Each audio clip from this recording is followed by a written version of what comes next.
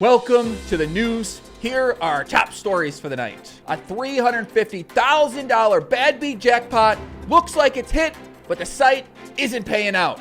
What will happen? The World Series of Poker online has arrived. It's not quite the same thing as it usually is during the summertime here, and the final tables are going till 6 a.m. Negreanu has completed one of the most epic body transformations in the history of the game of poker. I mean, look at these photos. What more is there really to say about this? Look at this guy. Hundreds of millions of dollars are going to be up for grabs in upcoming massive tournament series featuring the World Poker Tour, the World Series of Poker, and Poker Stars. Unfortunately, you can't technically play from America, so we're going to have to watch from afar as everyone else gets to enjoy these. Live at the Bike returns back to the air with Uncle Abe dressed like he's some sort of nuclear scientist. Unfortunately, it went away as soon as it came back. A popular Twitch streamer and pot limit Omaha enthusiast, Reckful, passed away. We'll talk a bit more about that.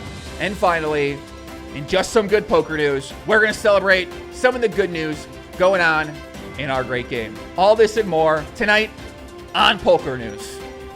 All right, everybody, welcome to the debut of my new news show. Today's episode is called Poker News, but we're looking for some full-time names for the news show. It's going to be a regular news show. I'm going to try to put it up about once a week. We're just going to cover the different things happening. There's all sorts of things always happening in the online, in the live world, in the streaming world, in the content world. So I'm going to be here each week to discuss these things. So if you guys want to catch each new episode, make sure you subscribe to my channel. Like these videos if you enjoy it. Give me the feedback on the different topics. I'm very interested to hear your opinion. And we got a lot of big content coming up these next few weeks. A lot of big podcasts this week. Action Rob Young tomorrow. The Young Prince Fader Holes on Thursday. Ike Hollywood Haxton on Friday. It's going to be a big week. Podcast coming up each and every week here on the channel. I'm also going to be covering some epic final tables coming up here. Some of the top players. And I'm excited for the content that I have to come. I'm excited to play a lot of poker. So let's get into it. Let's get to our top story. It's a fucking crazy story. Enjoy the show. All right, now before we get into that amazing Negreanu transformation, I mean, you see those abs. My God, the kid is out there. Listen, man, you know, people are getting excited out there. But, all right, now before we get into the World Series of Poker, these other stories tonight, let's talk about something that took place at the end of May, but I haven't covered it yet, any story. It's a very crazy story that happened with a $350,000 bad beat jackpot on Bet Online. Okay, so here's basically what happened, right? A guy made a post on 2+2. His 2+2 name is Devo GKT. It's kind of hard to say, actually. Devo GKT. So Devo makes a thread on 2+2, talks about how he hit the bad beat jackpot, but he got timed out on the turn, and the other guy ended up having quads. He would have had a straight flush, and when he hit the straight flush in the turn, that's when he got disconnected, right? That's what he says. So he's messaging me on 2+2. He's messaging me on other platforms. He's saying, hey, can you help me out? Can you help me out? And I was like, I took a look at it. I'm like, all right, let me read through this thread. Let me see what's going on here. So I watch the video that he says took place, 50-cent dollar table, $350,000 jackpot. So take a look at this video and watch for yourself. All right, I'm recording for proof just in case they say it didn't happen. So we hit the bad beat jackpot at this table, 1-2, but it disconnected me when I called the $11. I call the $11. I hit my straight flush. I see it. I get disconnected. It doesn't give me a chance right here. I'm trying to click. Nothing works. All right. It disconnects me. I come back into the hand to see them all in on the river. Quad kings versus full house nines over kings. And just got scammed. Bad beat jackpot at the top. At the table. I'm on the phone with support. I'm still playing the table. I got a feeling, obviously, these sketchy online websites, nothing's going to come of this, but just want everyone to know that this happened, and hand history numbers right there. I have proof of everything. This guy got ripped off the worst because he would have been the loser of the hand and won the majority of the bad beat jackpot. I was absolutely livid, obviously. I'll update this when support gets back to me. We'll see what happens, but good luck to us, I guess. Fucking crazy. All right, so you see the hand. The guy raises pre-flop with Jack 10 suited. He gets 3-bet by the pocket kings, and he calls. The flop comes down, and the guy makes quads. He thinks he's going to go ahead and bet, so he makes a bet. And our man Devo calls with the gut shot straight flush draw. On the turn, he makes the straight flush draw, and he faces a bet. He can't call.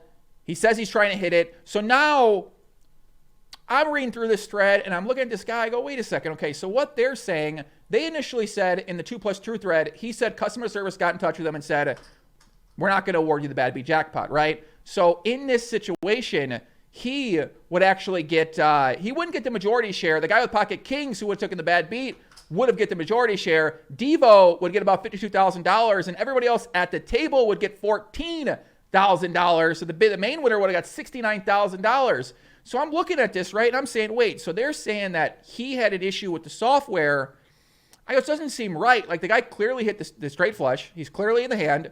He's obviously not going to fold the hand. Like, what's going on? The guy hit the bad beat jackpot. Why aren't we paying out the bad beat jackpot, right? Let's pay out the bad beat jackpot. The guy hit the bad beat jackpot.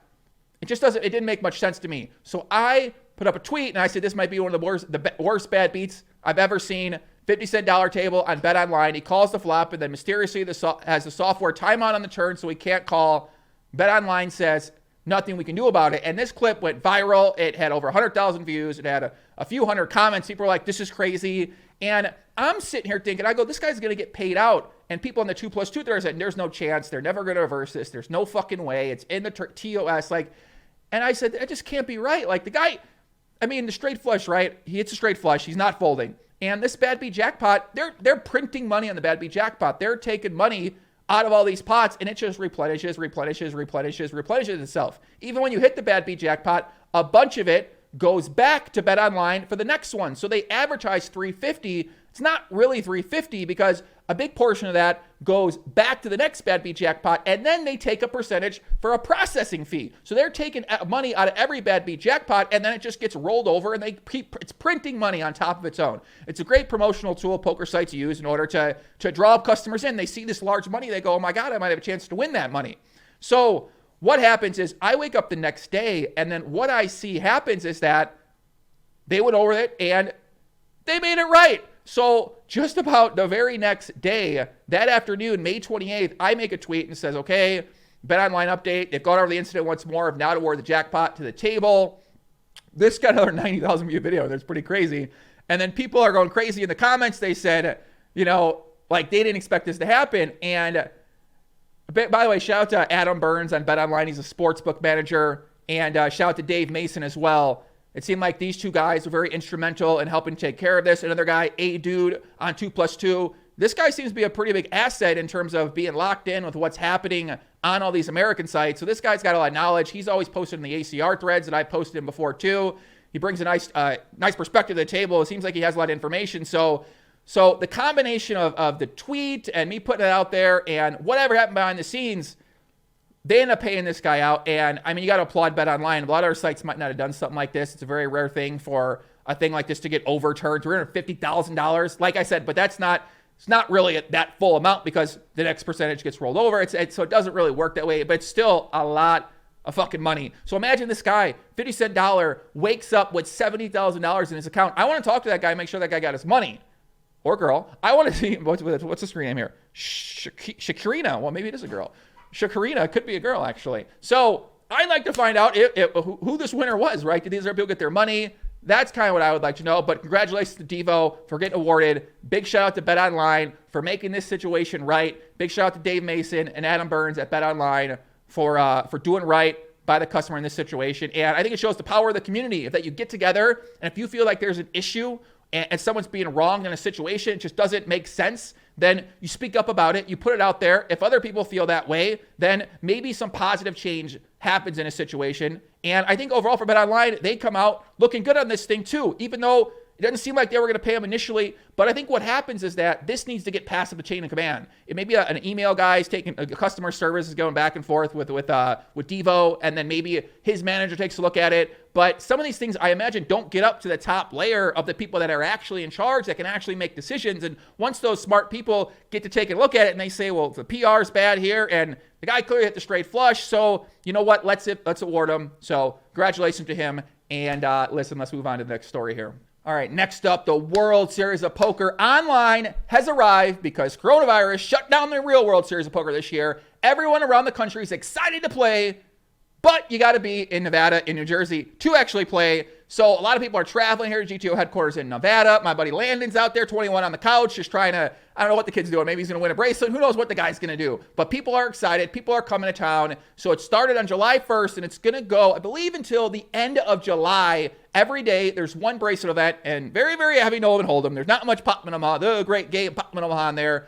A lot of no limit, and a lot of people are excited. Daniel Negreanu's back in the mix, and Negreanu's really turning up the heat this year. You know he does these vlogs all the time for World Series of Poker. People love it. It's a fan favorite. But now, I mean, the guy, listen, I just got to talk about this transformation. It's pretty crazy. So let's pull these photos up here. So he said, you can lean or bulk on a vegan diet after Rosvedov, which was last year. I weighed 176 pounds and lean down to 138.6. By next year, my goal is to add lean muscle and bulk back up to 160. Look at these photos. This guy's looking like Conor McGregor before a UFC match. If you put a fucking tattoo on Negreanu's chest, he would look just like my man Conor McGregor.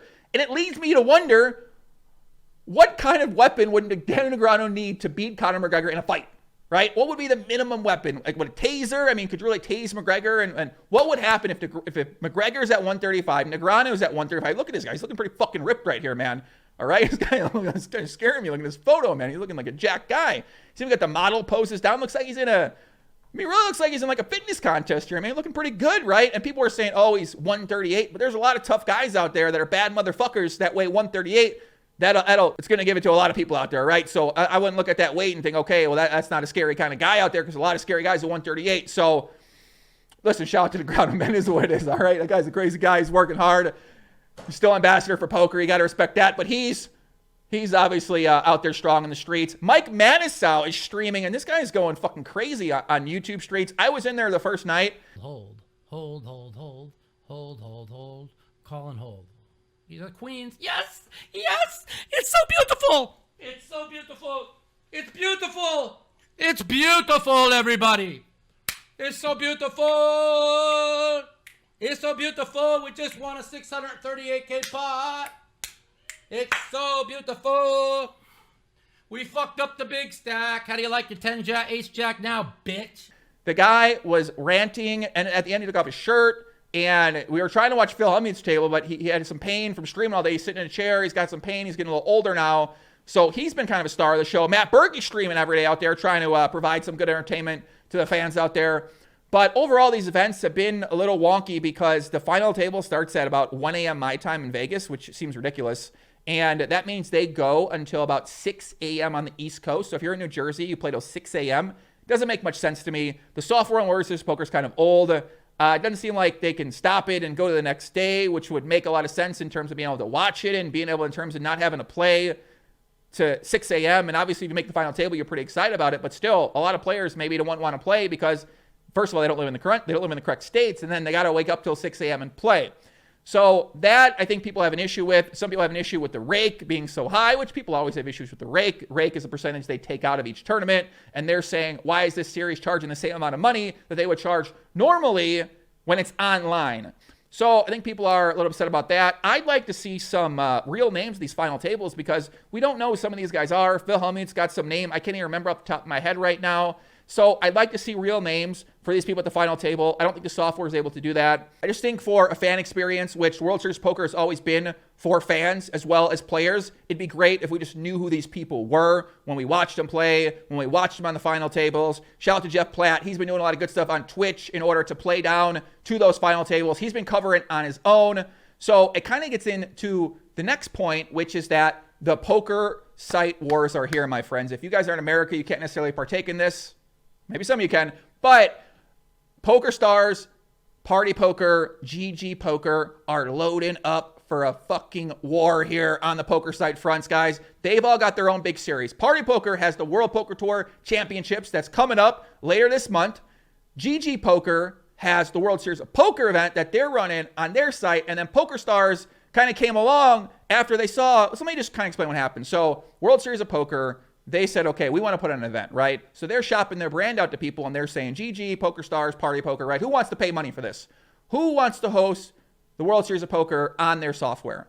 And GG Poker appears to make the best offer. GG Poker also associated with Dan Negreanu. He's the face. GG Poker is an up-and-coming poker operator that, who knows? I don't know how they're growing. I think they take a lot of people from Asia, which gives them an advantage over other people out there because other party poker and poker stars can't take people from certain countries that GG Poker is accepting from countries. So not sure on the specifics of what exactly they might be doing in order to grow their business, but I have been studying their marketing, so I understand what they're doing for marketing, and I think they have a pretty good strategy on that front. So they decided we want to appear legitimate to our customers if we have the World Series of Poker, if we have Dan Negreanu, if we have Fedor Holz, if we have Felipe Ramos, Bryn Kenny, Elke, if we get these top line, top tier, respected, legitimate ambassadors, and then we bring on a top tier, legitimate, respected brand like the World Series of Poker, the customers are then going to say, well, these guys must be for real, right? They must be good. We trust these guys. We're going to play on the site. So a great marketing move by them to try to run the World Series on there. And then you have Party Poker, which announced the World Poker Tour Championships. WPT is one of my favorite brands in America. I think they do great by the players. They put on great events. Their production quality on these events is quite high. Their TV coverage has been epic for as long as I can remember. It's been a staple of the American poker world here. They decided to partner up with Party Poker, who we saw them partner up with before, to put on the World Poker Tour Championships. And now these two are going head to head. And now they're vying for attention from the customer out there. And they're trying to acquire content creators. They're trying to acquire influencers. They're trying to acquire anyone who can help bring attention to their brands, to these tournament series, in order to drive more traffic to these and get more people talking about it and get more people paying attention to it. So then you have poker stars sitting there saying, well, let's launch our own little series. They got the summer series, which they started today. So they go, all right, these are starting about the 18th or the 19th. We're going to come in here. We're going to kind of, all right, we're going to start here. We're going to position it as a little bit smaller of a guarantee. So if you're a tournament player right now, your options are abundant. And if you're one of these poker sites, you're saying, how are we going to get these guarantees filled up? And what can we do to get our events covered out there and get people talking about it, get people excited about it? I think for me, when I'm thinking about supporting a poker site, I try to look at the poker sites and the poker companies who are for the players, who are for winning players, and who are for recreational players. So they don't mind winning players, and they don't mind recreational players, and they give both sides a chance to win. So I'm more of the older school format where there's a more freeze outs, and you can't, I don't want to play against fucking Fedor Holz 30 times. He plays in the tournament 30 times. I mean, you got to knock out these great players 30 times. To me, that seems like something that I wouldn't want to play against if I was a tournament player out there. And it's kind of a new format now where you have these really long late registration periods. You have unlimited entries. And I know sometimes I play in some of these unlimited entry tournaments and I just fire off a bunch when I should never be rebuying. And and the uneducated people just constantly reload in some of these ones and they end up losing a ton of fucking money, and then maybe they don't come back. So then the question is, can you bring those players back? Can you keep the money coming in? Can you keep uneducated customers continuing to come in? And I think that's what we're going to find out with this series. I'm excited. I'm excited to see who these new players are. I'm finding the new fucking great players. Guys, listen, man. We've had the same old guard as our top ambassadors for a long time. I'm finding the next generation poker players out there. The next great tournament players who want to be known. The next great cash game players who want to be known. The up-and-coming Americans. The up-and-coming Euros. I'm finding these guys. I'm getting them on my podcast. I'm going over their final tables because we need some new blood that is excited. We got a lot of older guard who are bitching and fucking complaining about a majority of the things that come up. They're this, they're that. There's no energy. There's no life. There's no excitement. They're giving away $250 million in guaranteed tournaments this summer. And I just think there's a great reason to be optimistic about poker, right? Live poker now, we're going to get to that live at the bike in a second. Not quite as much because we got coronavirus, but the online app world's booming, right? And there's some crazy things happening in there. Probably better for another video.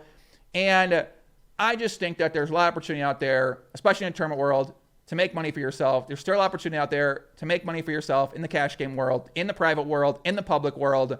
A lot of companies doing a lot of really cool things that are trying to grow poker, that care about poker, that love playing the game, that aren't jaded about the game, that don't look down on people in the game anymore. So I want to find those people, and those are the people that I want to bring onto my content, showcase, feature, and that's where I'm going to, man. I'm learning these tournaments. I'm going to get in the tournament streets. I'm going to keep dominating the great game of Portland Omaha streets, and that's where I'm at. A little fired up there, guys, but let's move on to the next topic here.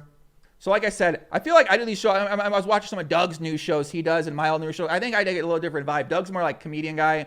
I got to work at my comedy. I just bring the fucking straight energy because I get fired up talking about this stuff because I care a little bit way too much about this stuff, honestly. I mean, I'm looking at the issues going on in the world during coronavirus, during lockdown. I go, man, I really care about this stuff. Like, what can I do to fix it? I don't know. Like, should I just start making content about all this stuff and then all my audience goes away and then it's like, it's a really tough kind of spot to be in because I care about a lot of these human rights issues that I follow and I care about a lot of issues in general. I care a little bit way too much about a lot of these things. And when I look at poker, I just care a little about making sure that the community stays intact. There's a lot of reasons to be very positive about the game. A lot of new players that play for fun, that like to have a good time, that aren't getting out of line. So listen, man.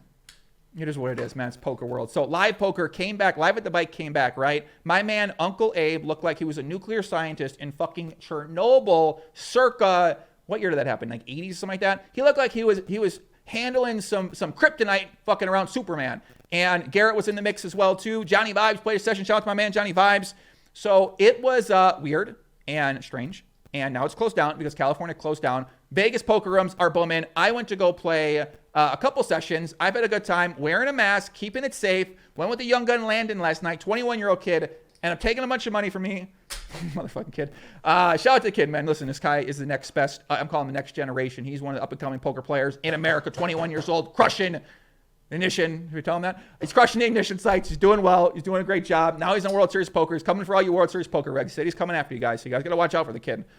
But it's been fun. It's been weird. I mean, you feel like your own little bubble in these plastic like plexiglass. Like, maybe you're in Edible Deep. Some people are in Vegas. It's legal here. Some people aren't. And you can't talk to anyone. You got the mask on. You're like, oh, what do you got? And I like to talk at the table. I like needling people. I like getting, talking to the recreationals and kind of seeing where they're at. But it's short-handed, six-handed. I mean, you're taking it to the streets against some of these guys. They don't know what they're doing. It's fun. It's a great time. You get to get a little bit out of line. I've been enjoying it, but a lot of people haven't. So I hope this doesn't really, obviously it's going to impact live poker somewhat, but I got faith, man. I think we're going to hold strong. Tournaments, maybe they come back at some point in time. Maybe not. World Series of Poker, live, no chance in 2020. Maybe I should try to manifest it and say we will. Maybe it'll happen. Maybe we'll get a World Series of Poker in Vegas here at GTO headquarters. I hope so. But Live at the Bike shut down. Sorry, Wayne, my man Wayne Chiang. Sorry, Pat. Maybe you guys get back. It's weird to watch. And I think fans are clamoring for some more content from Live at the Bike. We love Live at the Bike out there. And yeah, it's kind of state of live poker. So now I want to change gears. This is a way different note. And this has to do with a streamer named Reckful. He's one of a legendary streamer and a gamer. Not necessarily in the poker world. He's a PLO enthusiast. Actually made a video about a hand he played. He posted on Twitter.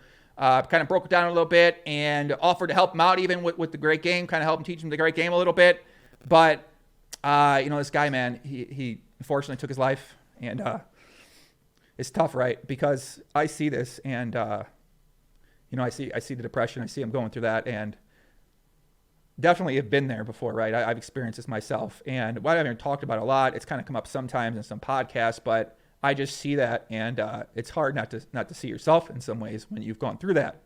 And, kind of reading some of his tweets. He talked about his last one, talked about how insane he is and I think anybody gets him. And I'm like, man, I certainly feel that way sometimes. I think a lot of people feel that way sometimes out there. And, he seems a lot more vulnerable with a lot of these things. Me, I don't really talk much about these, but I look at that and I get real sad because it's like, fuck, man. This appears to be a guy who's at the top of his field, who has a lot of fans, but also seems to have a lot of real haters and a lot of people that are telling him very mean things. And you just, there's more thought on language these days about mean words and these things, but you never really realize how hurtful some of these words that you tell people can be. And I got real thick skin. So people say things to me, it kind of fires me up sometimes. They say like, you shut the fuck up. You talk too much. I'm like, all right, well, I can understand that. I kind of understand where people are coming from. Right. But just, it's tough, man. I feel like people are so mean these days. They're just so confrontational. They create a lot of discourse. They're trying to argue with you. They're trying to go back and forth. They're trying to tell you why you're wrong. They're trying to tell you why they're right. They turn anything into an argument in some of these social media platforms. And people just seem to not care about anyone else's, who's on the other side of that computer. So, first of all, you get depression, right? It's tough. It's hard. Everyone has to deal with it differently. I think for me, kind of going through something like that was just, I was isolating myself way too much. I wasn't surrounding myself with positive people. I wasn't really talking to a lot of people, locking myself, kind of feeling hard on myself about things I've done in my life and where my life's come to at this point in time, and feel like I let people down in a lot of different ways out there. And I can just understand that it's real tough to overcome that, man. It's really tough. And even working and coaching with some people who felt that way, it's real tough. Just trying to be more active, trying to drink water, maybe get your workout in, go to the gym, get some sunlight, maybe eat some healthy food, get your mind thinking right, take in some great training for the mind content. School of Life, one of my favorite YouTube channels, really helped me out a lot, man.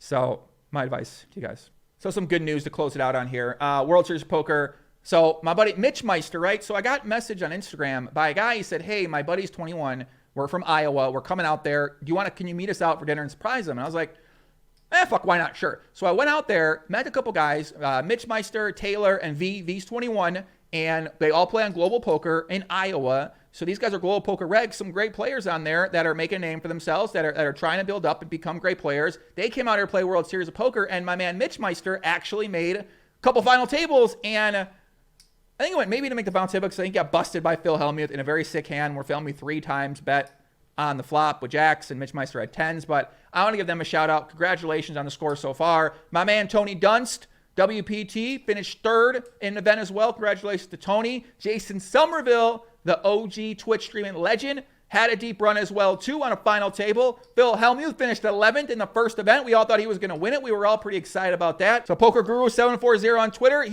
him and Matt Berkey have turned like arch nemesis now, but this guy was streaming it and took down a bracelet for $115,000. That is fucking pretty sick. Can you imagine streaming and winning the bracelet? So congratulations to him, man. A very sick run by him. This other kid, Matt Bodie, 79, behavioral therapist. He took down a bracelet as well. Got a lot of love on Twitter. Big shout out to him. Jonathan Dokler from Westlake, Ohio, took down event number 1. Congratulations, brother. Sean Daniels in the mix there, number 4. Big shout out to Sean. Lewis Lynch and Ryan Coe, 1 and 2. In event number 2, shout out to you guys as well. And WorldSeriesPoker.com does not have any more of the results for those events out there. But congratulations to all the people that had big scores so far. I'll be reporting. We got to get some of these guys on the show, man. I'm very excited. We got some great podcasts. I'm getting back in the podcast streets. I'm going hard. Rob Young, Fedor Hulls, Ike Hollywood, Haxton coming up this week. Every week, I'm going hard in the podcast. I'm going hard in the content, man. I got a lot of things I want to talk about. I want to share my energy. I'm getting back to why I started making content in the first place. Just because I love poker. I got a lot of passion for the game. I love playing the great game, Popman Omaha. I love talking about poker. I care about it a little bit too much, as I already pointed out. So, it's kind of, I feel like it's been a roller coaster of a ride. I've been recording for a long time. I have to edit a lot of this out. Also, my buddy Dylan Weissman, shout out to Cookies, doing a bankroll challenge. He's the Upswing Popman Omaha coach. I know a lot of people out there got the course.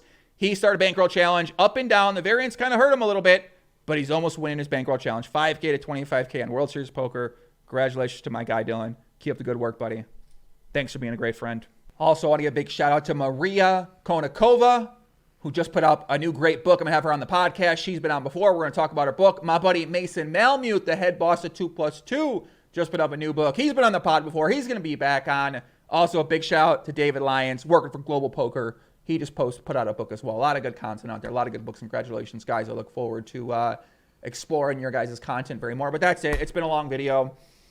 If you watched this long, appreciate you riding the journey with me. It's good to be back. And you know what to do. Give me a comment. Let me just think. Like for more. Subscribe for more. What do they say, right? Be back soon. Take care. Peace out.